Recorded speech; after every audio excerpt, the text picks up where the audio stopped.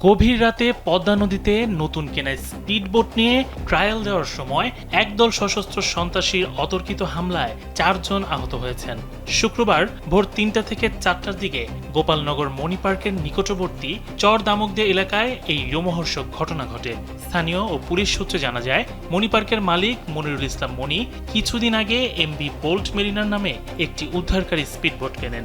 শুক্রবার ভোরে তিনি তার ব্যক্তিগত দেহরক্ষী শরীফুল ইসলাম ববি, চালক বাদশাহ ঢালিম ও রেজামুল্লাহকে নিয়ে স্পিডবোটের ট্রায়াল দিতে পদ্মা নদীতে নামেন। অভিযোগ উঠেছে, পথিমধ্যে 3টি স্পিডবোটে আসা একদল সশস্ত্র সন্ত্রাসী তাদের থামার নির্দেশ দেয় এবং ফাঁকা গুলি ছোড়ে। নির্দেশ উপেক্ষা করে এগোতেই স্পিডবোটটি লক্ষ্য করে চতুর্দিক থেকে শুরু হয় একতরফা এলোপাথারি গুলিবর্ষণ। স্যান্ডেলিনা সো, রূপচর্চায় আভিজাত্য। আমরা বাগদারি পর্যন্ত উঠতে হয়,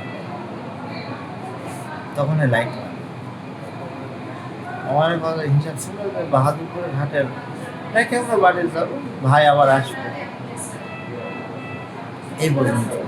এবার দাদা তখন যে পুলিশ একাচ্ছর উপরে বোর্ডটা মজবুত, তাই জন্য আমরা 3 জনে নাহলে 3 জনায় চলে যেত, নকল যেত। প্রত্যক্ষদর্শীদের দাবি, প্রায় 1 ঘন্টা ব্যাপী এই হামলায় অন্তত 150 রাউন্ড গুলি ছোড়া হয়। হামলায় মণি পার্কের মালিকের দেহরক্ষী ববি গুলিবিদ্ধ হন। তার শরীরে 2টি গুলি লাগে। অবস্থা আশঙ্কাজনক হওয়ায় তাকে দ্রুত ঢাকায় পাঠানো হয়েছে।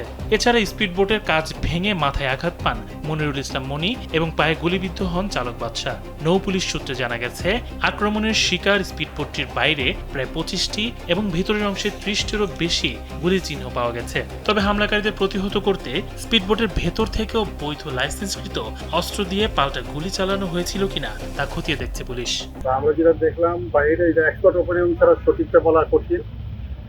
আমরা যে ফটো দেখলাম বুলেটের আঘাত, বাইরে দেখলাম এটা 25টা না, 25টার মতো হয়, মানে 25টা, আর ভিতরে দেখলাম আনুমানিক মানে সংখ্যাটা 25টি। তো হয়তো আমাদের যে এক্সপার্ট ওপিনিয়ন, এক্সপার্ট আসলে বলতে পারবে অ্যাকচুয়ালি কয়টা আঘাত এনেছে বা যা হয়েছে। তো আমরা আসছি যে সরজমিন দেখার জন্য, সরজমিন দেখলে আমাদের আইনগত ব্যবস্থা সুবিধা হয় এবং তদন্তটা সুস্পষ্ট এবং বস্তুনিষ্ঠ।